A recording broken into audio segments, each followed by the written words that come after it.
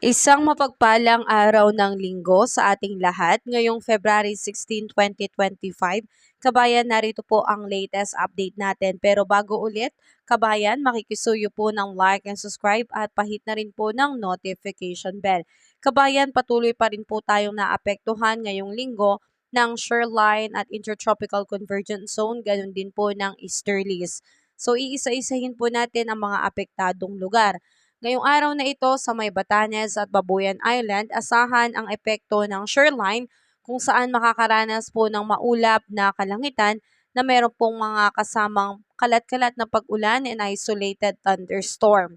At dito naman sa may mainland Cagayan, Isabela, Aurora at Quezon, apektado naman po ng easterlies. So asahan po ang maulap na kalangitan na meron din po mga kalat-kalat na pag-ulan, kulog at kidlat lalo na pagsapit ng hapon at sa gabi, pero sa umaga at tanghali, maaliwalas na panahon ang asahan.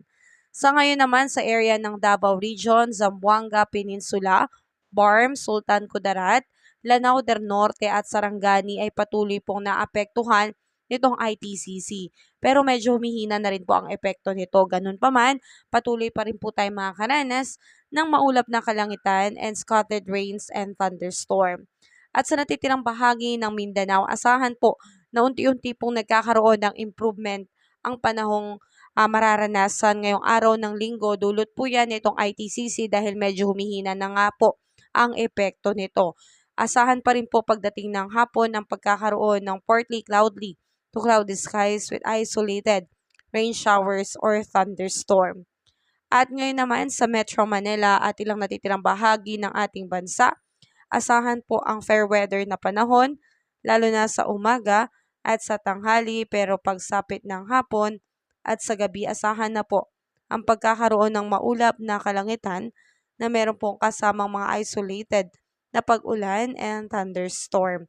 So kabayan, ito pong mga weather system natin ay patuloy pong magdudulot sa atin ng potensyal na pagkakaroon ng pag-ulan, kaya ugaliin po nating magdala ng payong at kapote bilang pananggala sa biglaang buhos ng ulan.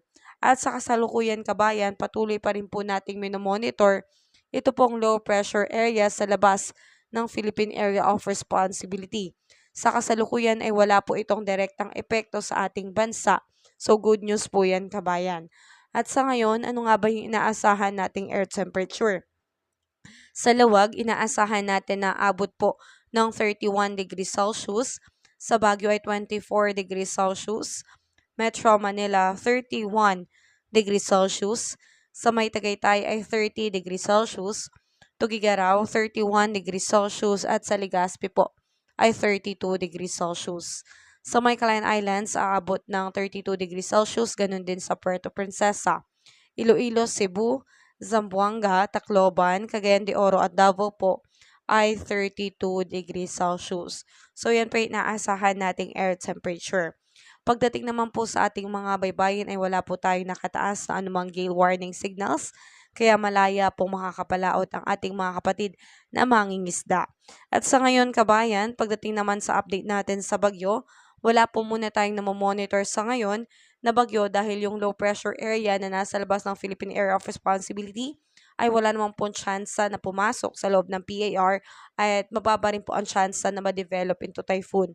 So ngayong araw ng linggo, wala pa pong bagyo kabayan, wala pa po si bagyong Auring. Pero kabayan, patuloy pa rin po tayong magmamonitor sa ating ulat panahon at patuloy ko po itong iuulit sa inyo kabayan. Kaya patuloy ka pong sumuporta at patuloy ka pong mag-tune in sa aking channel kabayan. Ako po ay patuloy na makikisuyo ng like and subscribe at pahit na rin po ng notification bell. So ingat tayo kabayan and have a safe day po sa lahat ngayong araw ng linggo.